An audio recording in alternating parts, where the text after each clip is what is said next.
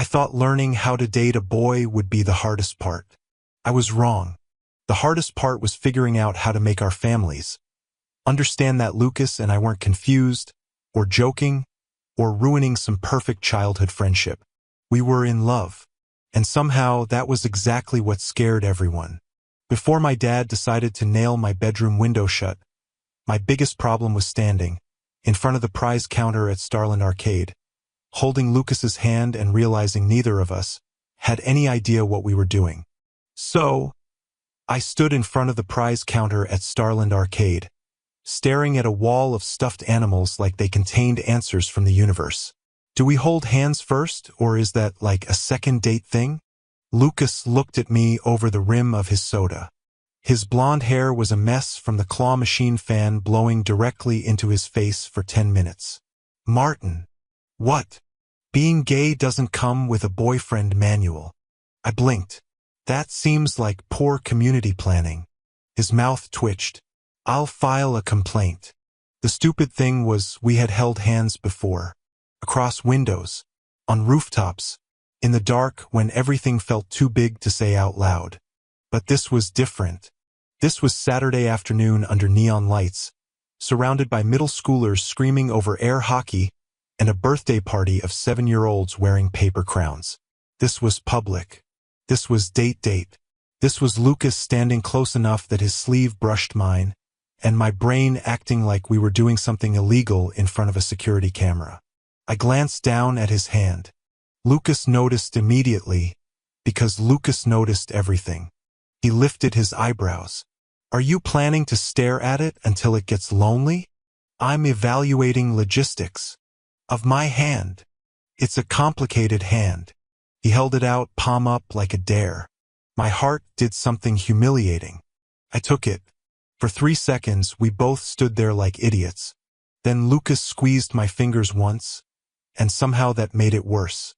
Not bad worse, just real worse. The kind of real that made my ribs feel too small. A kid ran past us yelling, "Mom, I want a frog." Lucas leaned closer. We're being out-romanced by a plastic frog. I laughed so hard I almost dropped his hand. After that, it got easier. Not easy, easier. We played skee-ball and Lucas cheated by being naturally good at everything involving hand-eye coordination. I accused him of hustling me. He won me a tiny blue dinosaur from the claw machine and presented it with the seriousness of a knight offering his sword. For you. I took it, trying not to smile too hard. Is this what boyfriends do? Lucas looked at the dinosaur, then at me. I have no idea. Great. But I think we're doing okay. That shut me up. On the walk home, the sun had started to drop behind the houses, turning the sidewalks gold. Our hands found each other again without the whole congressional hearing this time. Lucas's thumb brushed mine. I let it. Then I leaned a little closer, close enough that his shoulder bumped mine. He looked over, softer now. You're getting brave. I tried to sound normal. Don't make it weird. His smile went crooked. Too late. I was still smiling when we turned onto my street. I was still holding his hand. And then my mother stopped at the end of our driveway with a grocery bag in one arm, staring at our fingers like they were a sentence she had just learned how to read. Lucas went still beside me. My hand loosened by instinct. His did not. That was the part that made my chest hurt. Lucas didn't grab me tighter. He didn't make a scene.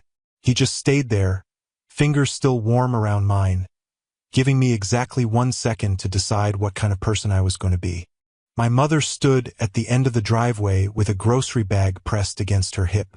A carton of eggs peeked out of the top. For some reason, that made the whole thing worse. Like my life had not exploded in a dramatic courtroom or during a thunderstorm. It had exploded beside a minivan, between a gallon of milk and 12 cage-free eggs. Martin. Her voice was calm. Too calm. Lucas's thumb shifted once against mine. Not a squeeze. Not pressure. Just there. I looked at our hands. Then at him. His face was carefully blank, which meant he was hurt. Lucas only got that still when something had landed exactly where it could bruise. I hated myself for letting go even halfway. So I fixed it. I slid my fingers back between his and held on properly. My mother's eyes moved from our hands to my face. I swallowed. My throat felt full of glass. Mom, I love Lucas. Lucas went completely still beside me. Not scared still. Shocked still. Like I had just stepped off a ledge and he had not expected me to do it with both feet. My mother blinked once. The grocery bag crinkled under her grip. For a second, nobody moved. Car passed behind us.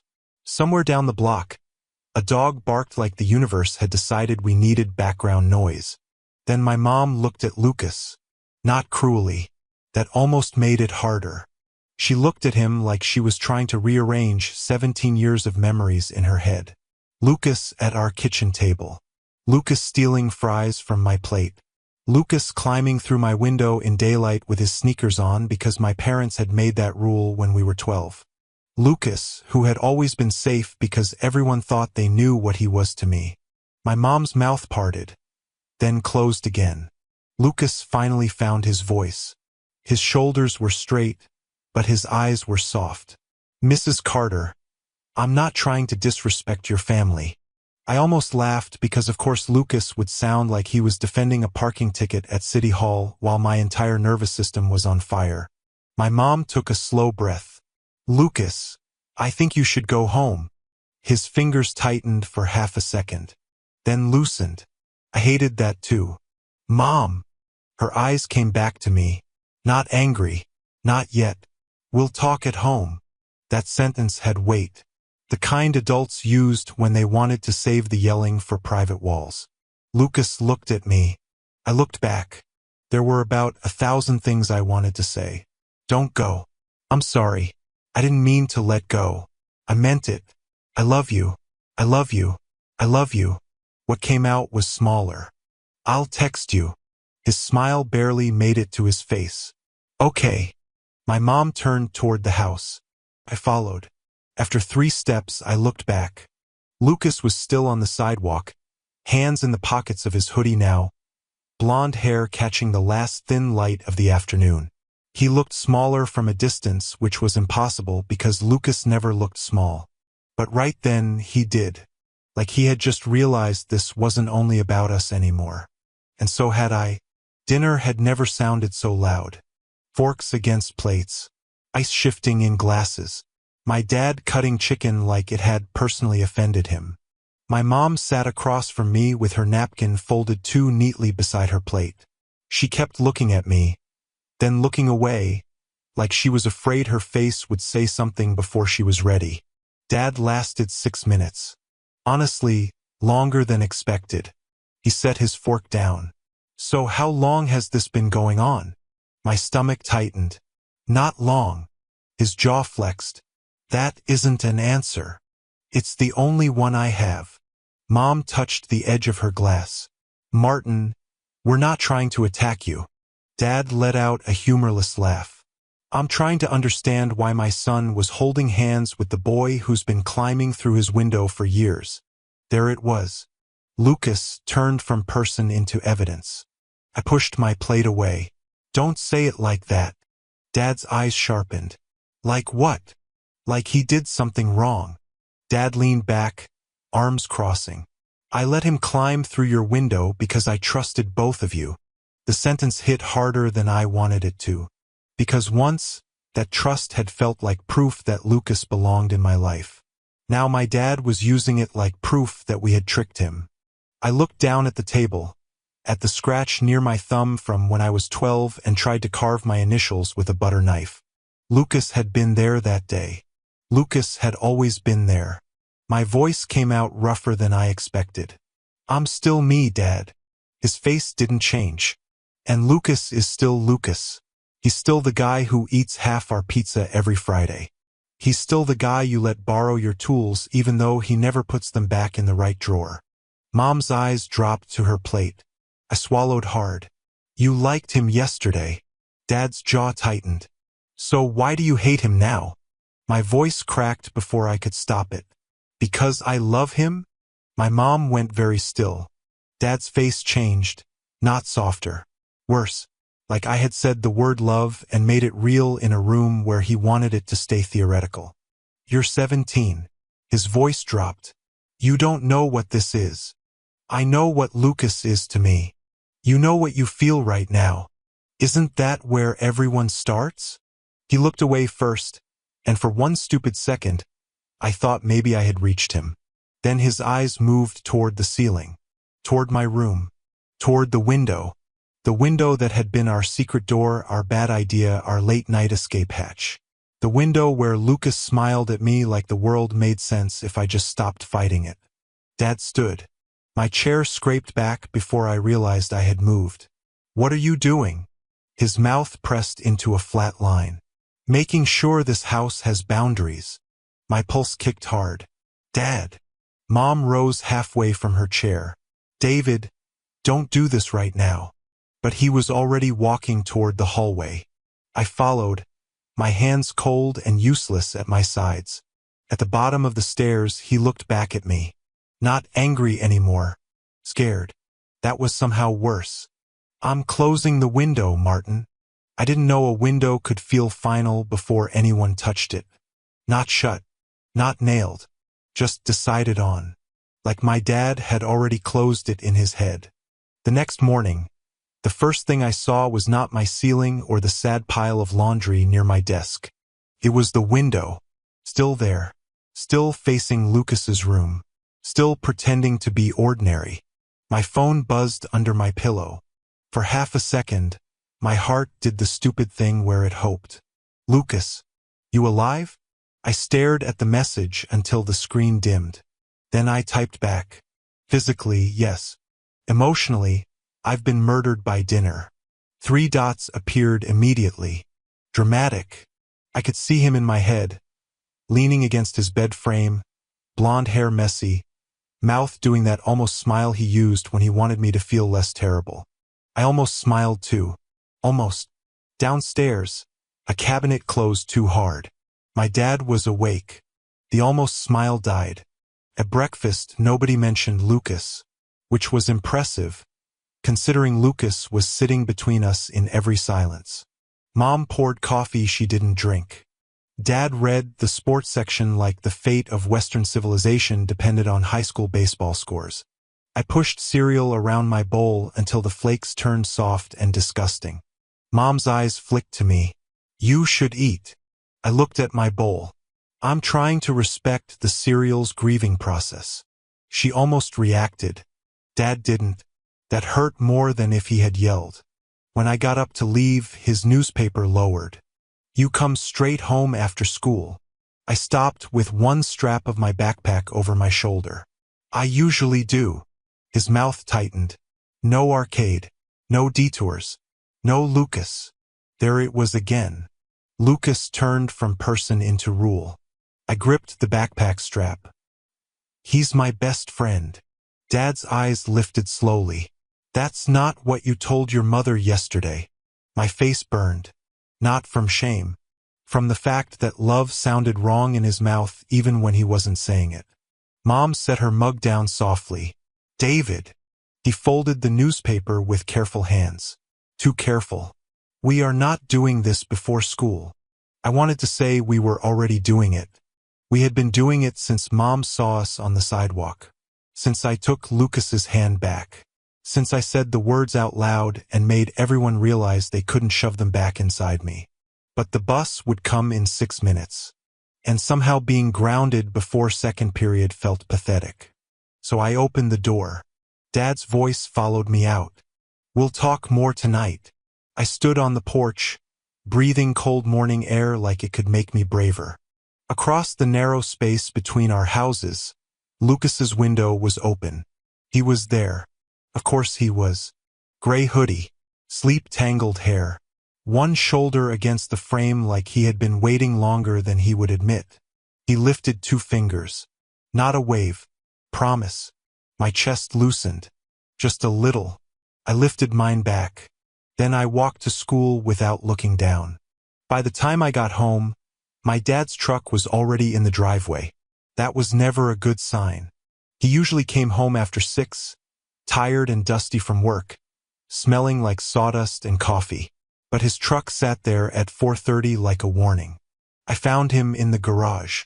Hammer on the workbench. Box of nails beside it. A flat piece of plywood leaning against his leg. My stomach dropped so fast it felt physical. Mom stood near the door with her arms folded tight across her chest. Her face looked tired in a way that made me angry and guilty at the same time. Dad picked up the plywood. Go upstairs. My voice came out too sharp. No. His eyes lifted. Martin, you're not doing this. The hammer shifted in his hand. Not threatening, just heavy. Final. I'm protecting you. No, you're punishing me. His jaw tightened. You think I don't know the difference? I stepped into the garage before I could lose my nerve. I think you're scared and calling it protection because that sounds better. Mom closed her eyes for half a second. Dad looked at me like I had slapped him. For one breath, I thought he might yell. Instead, he walked past me. That was worse. I followed him up the stairs, my pulse climbing with every step. My room looked exactly the same when he pushed the door open. Bed unmade. Pre-calc book on the floor. The tiny blue dinosaur Lucas had won me sitting on my desk like a witness. Then Dad looked at the window. Our window. Mine and Lucas's, even if technically windows could not belong to two people. He wasn't boarding up the whole thing like a hurricane was coming. He was blocking the part that opened, the part that had always made Lucas feel one bad idea away. Across the gap, Lucas's curtains were open. He was there, standing still, like he had known. My dad noticed him too. His face hardened. I moved in front of the window. Don't. Dad's voice went low. Move. No. His eyes flashed. I am not letting this continue like nothing changed. Nothing changed about Lucas. Everything changed about Lucas. That one landed. Because it was honest.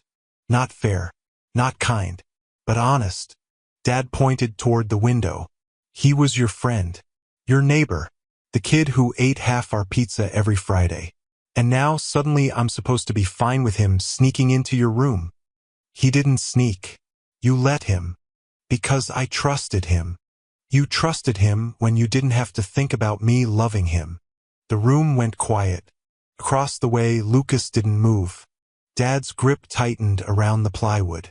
You're too young to understand what this can do to your life. I laughed once, but it came out broken. My life is already happening. He looked away first. Then he reached around me and pulled the window shut. The sound cracked through my chest. I stood there while he nailed the plywood across the inside of the frame. Not over the glass. Not across the whole wall. Just across the part that opened. One hit. Then another. Then another. Each one smaller than a shout. Each one worse. For the first time in my life, I wanted my window to be just a window. Glass. Wood. Paint. Something boring. Something that did not feel like my dad had nailed a piece of himself over my chest. After he left my room, I stayed standing there. The plywood covered half the frame, rough and ugly, with silver nail heads catching the light from my desk lamp. I could still see a thin slice of night through the top, but not enough to see Lucas's face clearly. Not enough to reach him. My phone buzzed. I grabbed it so fast I almost dropped it. Lucas, I'm still here. 3 words. That was all. No dramatic speech. No, are you okay? No pretending this didn't hurt. Just Lucas, being Lucas. Still there. I sat on the edge of my bed. The tiny blue dinosaur from the arcade staring at me from my desk like it expected me to do something brave. My thumbs hovered over the screen. I typed, deleted, typed again. I know. It looked too small. So I added, I'm sorry. The reply came almost instantly. Don't. I stared at that.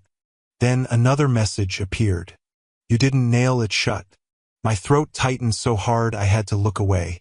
Across the room, the plywood sat between us like my father's fear had taken physical form. I stood and crossed to the window. Through the narrow, uncovered strip, I could see Lucas's room.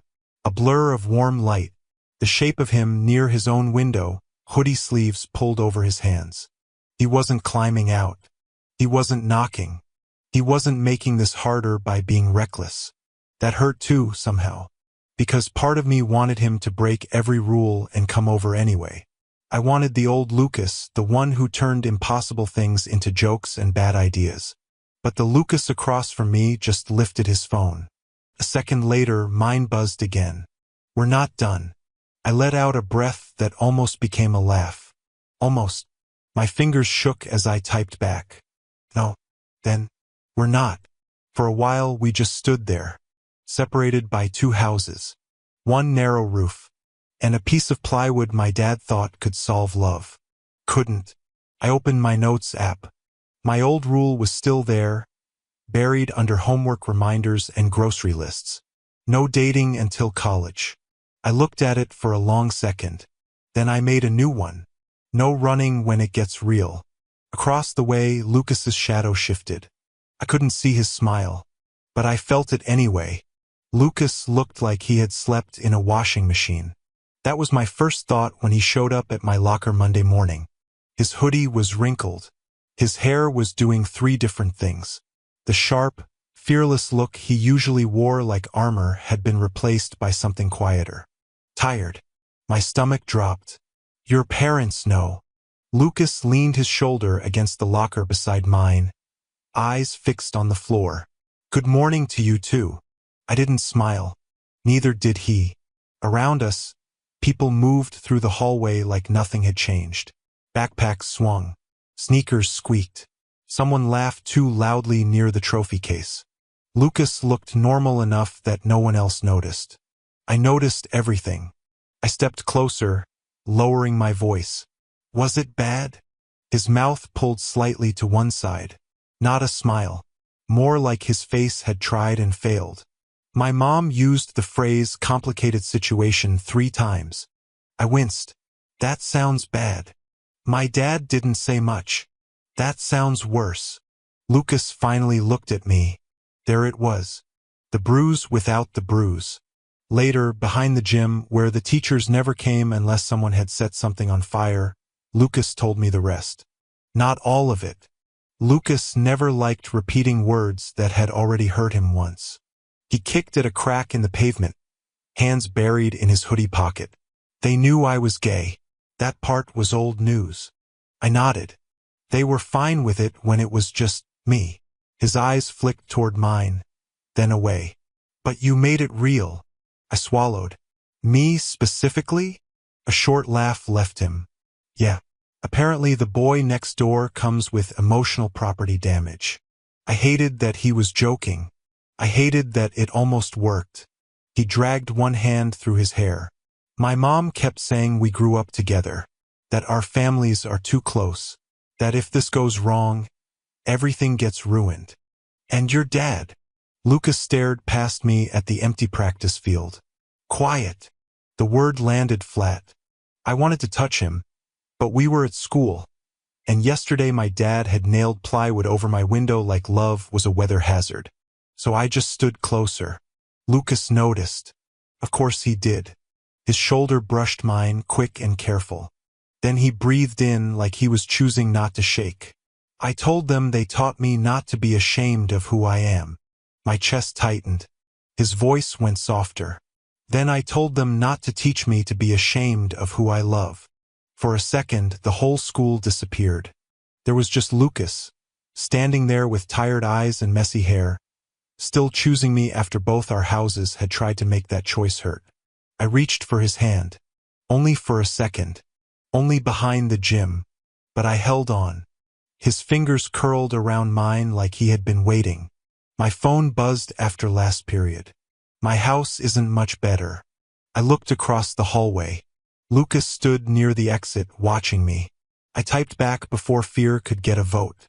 Then we survived both. By lunch, I had decided we were not hiding, which was a bold decision for someone who had spent 10 minutes in the bathroom mirror practicing how to look normal while emotionally declaring war on fear. Lucas found me outside the cafeteria doors, one hand in his hoodie pocket, the other holding a chocolate milk he definitely wasn't going to drink. His eyes moved over my face. You look like you're about to give a TED Talk. I'm calm. You look legally calm. I took the chocolate milk from him and drank half of it. His eyebrows lifted. That was mine. I needed courage. That was 1% milk. Don't minimize my process. The corner of his mouth curved, but it didn't reach his eyes. Not all the way. That made the decision easier. Inside the cafeteria, everything was too bright, too loud, too normal. People were trading fries, arguing over homework, pretending school lunch pizza was edible. And then there was us. Lucas started toward our usual table. Same spot near the windows. Same group of kids from English and pre-calc, same life, technically. Except my dad had nailed our window shut. Except Lucas's parents had turned quiet. Except I loved him and everyone was going to learn how to deal with that. I sat down first. Lucas dropped into the seat across from me out of habit. Wrong. My pulse jumped like I had missed a step on the stairs. I hooked my foot around the leg of the chair beside me and pulled it out. The scrape was loud enough that 3 people looked over. Lucas looked too. I patted the empty chair, trying to seem casual and failing with my entire body. His expression changed slowly. Are you sure? My throat went dry. No, actually. I was 17, scared, grounded, and one bad lunch period away from becoming a hallway roomer with shoes. But I thought about Lucas behind the gym, saying, don't teach me to be ashamed of who I love. I thought about my own rule. No running when it gets real. I met his eyes. Sit with me. Lucas didn't smile. Not at first. He stood, picked up his tray, and moved beside me. The whispers started before he even sat down. Not loud. Worse. Careful. Like people thought quiet made them invisible. I placed my hand on the table, palm down, close to his. Lucas stared at it. Then at me. His fingers brushed mine. The cafeteria did not explode. No alarms went off.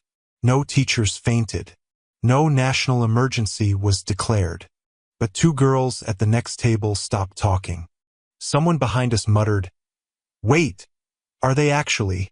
Lucas's pinky hooked mine under the edge of the table. Small, warm, public. I looked straight ahead and kept breathing. Lucas leaned closer, voice low enough for only me. Still not running? I turned my hand over and laced our fingers together. No.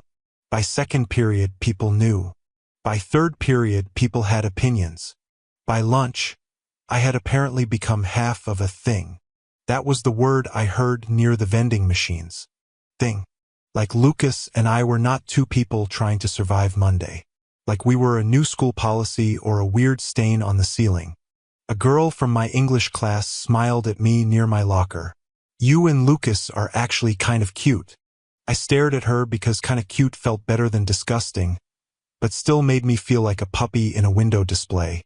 Thanks. Her friend tugged her away, whispering loudly enough for medical professionals to diagnose her with no survival instinct. I told you they were dating. Lucas appeared beside me 5 seconds later, expression flat. Congratulations. We've become cafeteria folklore. I shut my locker. Do we get royalties? His mouth twitched. Probably paid in tater tots. For a while it was almost funny. Then it wasn't. A sophomore I barely knew gave me a thumbs up like I had won a diversity award. 2 guys near the gym stared too long. Someone muttered something under their breath when Lucas walked past, and his shoulders went still. Not tense. Ready. I hated that I recognized the difference. After pre-calc, Mandy caught me by the trophy case. She looked different than she had last spring. Or maybe I did. Maybe being cheated on and accidentally falling in love with your best friend changed the lighting. Her books were hugged to her chest. Her eyes flicked toward Lucas at the end of the hall, then back to me. Hey! Hey! Awful start. Her fingers tightened around the edge of her notebook.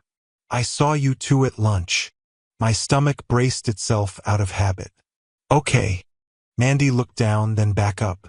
I'm not trying to make it weird. You're doing great so far. That almost made her smile. Almost. Her eyes moved to Lucas again. He was standing near the end of the hall, pretending not to watch us and failing because Lucas was terrible at pretending when it mattered. Mandy's voice went quieter. You look different with him. I didn't know what to do with that.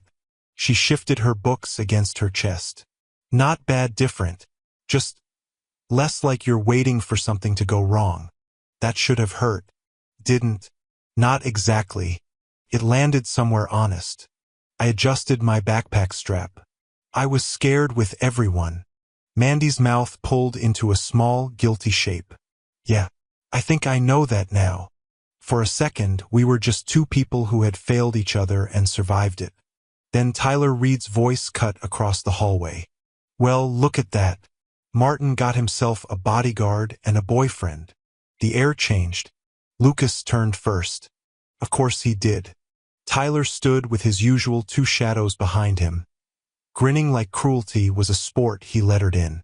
A few people slowed down immediately, because high school students could smell drama faster than cafeteria pizza. Lucas took one step forward. I caught his wrist. His eyes snapped to mine. I shook my head once. Not this time. Tyler's grin widened.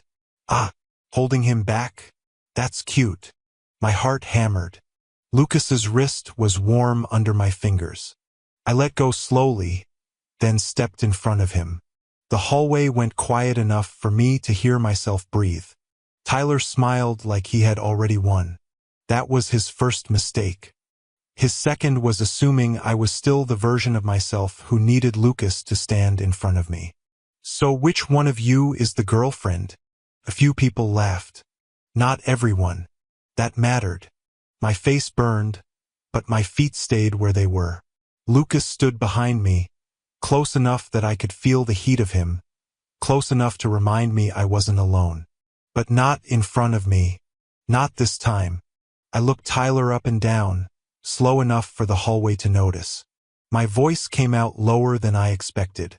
At least I can stand here and hold the hand of someone I love. The laughter died weirdly fast. Tyler's grin flickered. I glanced at the two guys behind him, then back at Tyler. You need backup just to open your mouth. One of his friends made a noise that sounded like he was choking on his own spit. The other suddenly became very interested in the floor tiles. Tyler stepped forward half an inch. What did you just say? My heartbeat slammed so hard I could feel it in my throat. Lucas moved. I lifted one hand behind me without looking. He stopped.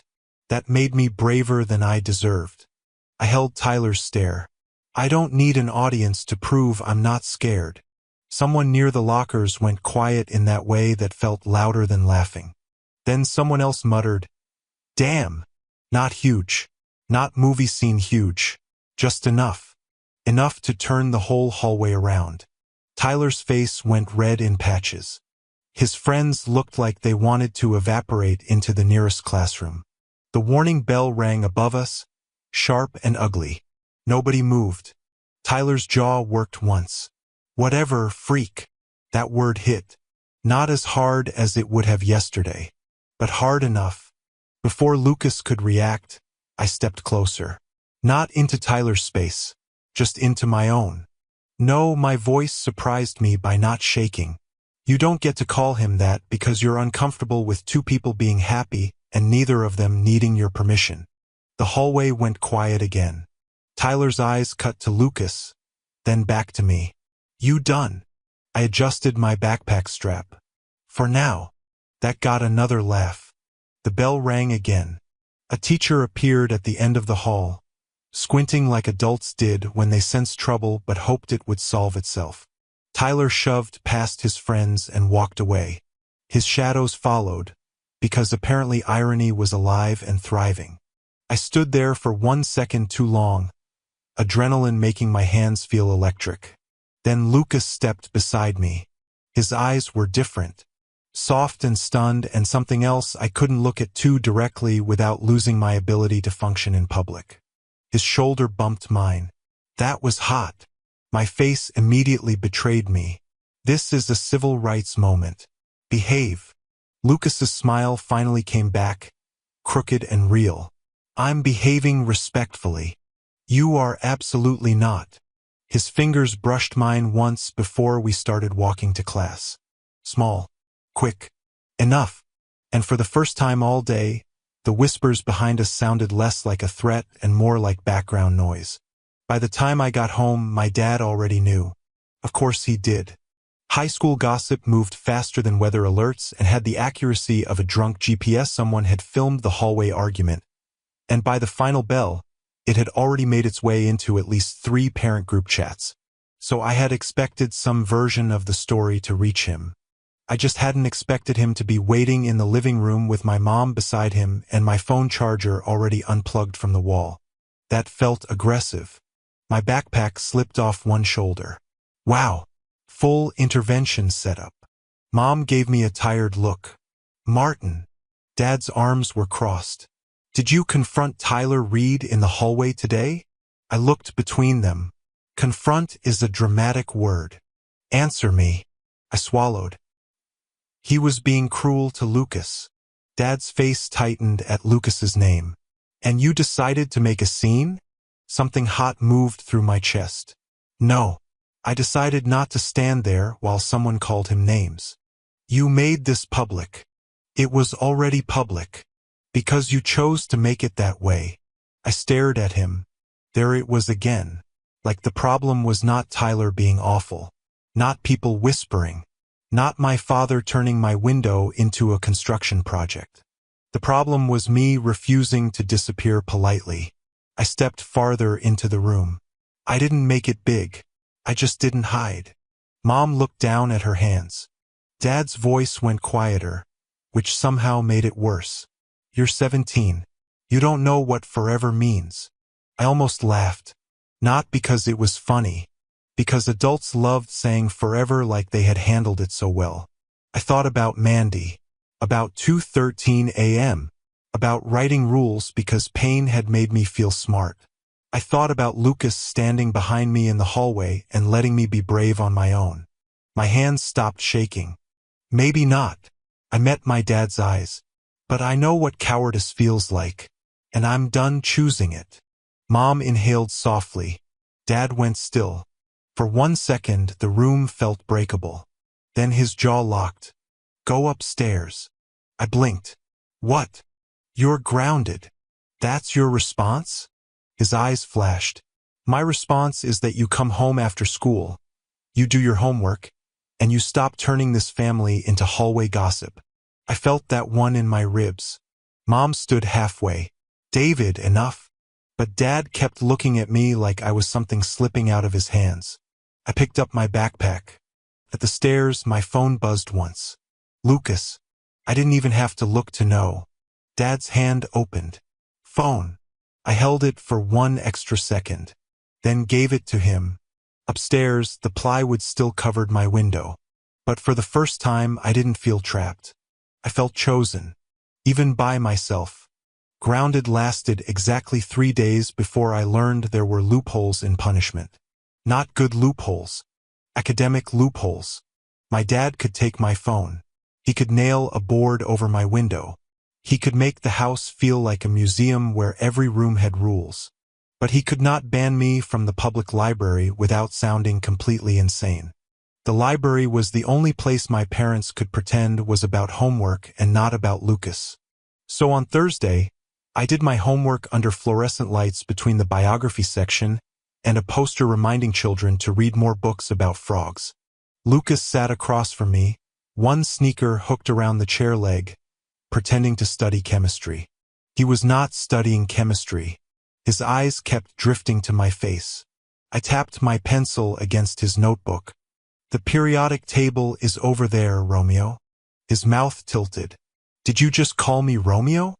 You keep appearing near windows and causing family disasters. It felt accurate. Lucas leaned back, hoodie bunching at his shoulders. Wow, we are basically Romeo and Juliet. My stomach tightened before I could stop it. No. His smile faded. I looked down at my pre-calc worksheet, at numbers that suddenly looked like a language invented by people with no emotional problems. I don't want our ending. Lucas was quiet for a second. Then his fingers slid across the table, stopping just short of mine. Careful. Public. Still ours. I touched his knuckle with mine. That was all we could risk. That was enough. Lucas's voice softened. Your window still closed? Still boarded up like I'm a hurricane. A breath of laughter left him, but his eyes stayed sad. I watched him look away, and I knew what he missed because I missed it too. The stupid roof. The late-night knocks. The feeling that if the world got too loud, Lucas was only one open window away. I swallowed. Maybe the window was never the point. His eyes came back to me. It was just the first way I learned how to come to you. Lucas went very still. Not shocked this time. Touched. That was scarier. I looked at our hands, almost touching on the library table. And if they never get okay with it? His face changed. Martin. I mean it. My voice stayed low, but it didn't break. When I'm old enough, if I have to build a life somewhere else, I will. Not because I hate them. Because I don't want to spend my whole life asking permission to love you. Lucas looked down at the table. I tried to breathe normally. I don't want a dramatic death scene or poison or whatever Shakespeare was on. I just want us to have a place where loving you isn't treated like property damage. Lucas blinked fast. Once. Twice. Then he looked down, rubbing at his eye with the heel of his hand like he could blame dust in a public library. I pretended not to notice. Because sometimes love was knowing when to let someone have their dignity. Under the table, his foot nudged mine. I nudged back. Across from me, Lucas smiled without looking up. For the record, I'd be a great Romeo. I finally smiled. You'd absolutely climb the wrong balcony. Only if you were on it. My chest hurt. But this time it was the good kind. It stayed good for about 12 minutes.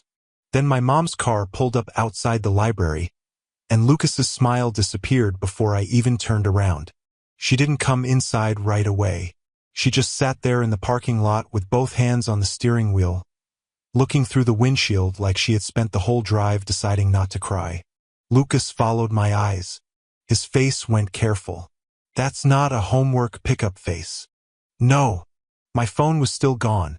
So when my mom finally stepped inside and told me Lucas's parents were coming over after dinner, I had to hear it out loud in front of him. No warning. No chance to prepare. Just my mother standing between young adult fiction and the printer station, trying to sound calm while my heart fell through the floor. They think we all need to talk. Lucas's hand shifted on the table, close to mine but not touching. I looked at him. He looked back. And somehow, without phones, windows, rooftops, or anything else we used to hide behind, we both understood the same thing. This wasn't going away. It was coming home with us. The meeting happened in our living room because apparently my life had become a family court case with throw pillows. Lucas sat beside me on the couch. Not too close. That was the first thing I hated. His knee was inches from mine, his hands folded between them, his face calm in the way that meant he was carrying too much and refusing to drop any of it. His parents sat across from us. My parents took the chairs near the fireplace. 6 people in one room. One problem, according to them. My dad started with a sigh that sounded older than the house. This can't keep going like this. My fingers curled into my jeans. Lucas's mom looked at him, then at me. Her eyes were kind, which almost made it worse. We love both of you. That's why this is complicated. There was that word again. Complicated. Like Lucas and I were a math problem no one wanted to show their work for. My mom rubbed her thumb over the edge of her wedding ring. You boys are young. Lucas's dad finally looked up. And close. Too close, maybe. You grew up together. If this goes wrong, it won't just hurt you too. That was when something in me snapped. Not loud. Clean. I leaned forward before I could talk myself out of it. Stop saying it like Lucas did something to me. Everyone went quiet. Lucas turned his head toward me. I kept going before fear could catch up. He didn't confuse me. He didn't push me into anything. He was just there. He was there when Mandy hurt me. He was there when I made stupid rules because I was scared. He was there when I didn't even understand what I was feeling. My dad's face tightened. Martin. I looked at him. No. You all keep talking like Lucas ruined me. Lucas inhaled beside me. I reached for his hand. In front of everyone. His fingers closed around mine so fast it almost hurt. He didn't happen to me. I chose him. My mom's eyes shone. Lucas's mother looked down. I swallowed, but my voice stayed steady. I'm grateful for everything you've given me. I really am. But love is the one thing I should be allowed to choose for myself. Dad went still. If there isn't room in this house for the person I love, then one day I'll have to build a life somewhere that does. My throat burned. I'm not saying that to threaten you. I'm saying it because I need you to understand that I know what I'm choosing. Lucas's thumb moved over mine. Once. Enough. I'm not confused. My dad looked away. I'm not being led. Lucas's grip tightened. I'm growing up. The room stayed silent so long I could hear the clock over the mantel. Then my mom stood. Not dramatically. Just like her body had decided before her fear could stop her. No one is leaving. Her voice shook, but it held. Not from this house. Not tonight. Dad looked at her. She didn't look back. Her eyes stayed on me and Lucas. I just need to know that both of you are sure. I held Lucas's hand tighter. I'm sure. Lucas lifted his chin, tired eyes steady on both our families. I'm sure too. My dad didn't apologize. He didn't smile. But he looked at our hands. And for the first time, he didn't tell me to let go. My dad took the board down on Sunday. No announcement. No speech. Just the scrape of a ladder against the side of the house. The familiar knock of tools.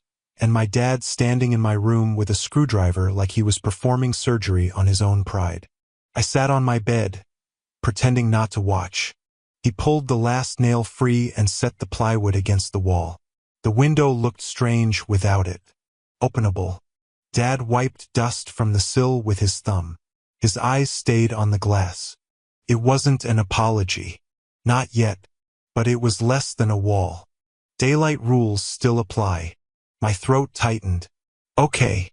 His hand rested on the frame for one extra second. Like touching it cost him something. Then he left. That night, I was half asleep when I heard the tap. Soft. Careful. So familiar it hurt. Lucas stood at his window across the gap. Blonde hair messy. Gray hoodie sleeves pulled over his hands. He smiled. Still not running? I pushed my window up. The cool air rushed in like the house had finally exhaled. Still not running. His eyes moved over my face, softer than the porch light behind him. Good. I leaned against the frame, trying to look casual and probably looking like someone about to pass a kidney stone. I have something I want to try. Lucas blinked. Should I be worried? Probably. That's never stopped me before. I looked down at the narrow space between us, then back at him. I want to try the Romeo and Juliet window kiss thing. His smile went slow. Dangerous. Fond. Okay. Am I Romeo or Juliet? Technically, with your climbing record, you're more qualified to be Romeo. Lucas placed one hand on his window frame. I was hoping you'd say that. He didn't climb onto the roof this time. He stayed inside his room, one hand braced safely on the sill, leaning only far enough for me to meet him halfway. I stayed inside mine too. No roof, no bad ideas. Just the small, impossible space between our windows finally becoming small enough. Our first kiss was not cinematic. Our noses bumped. Lucas laughed against my mouth, and I almost ruined my own historic romantic gesture by laughing too. Then he tried again. Softer. Slower. And the world went quiet in exactly the way I used to think only happened to other people. On Monday, we walked into school holding hands. People looked. People whispered. Someone smiled. Tyler looked away first. Lucas's fingers fit between mine like they had been waiting there all along. This time I didn't look down. The first time I fell for Lucas, it happened through an open window. The second time it happened in front of everyone. And this time I didn't let go.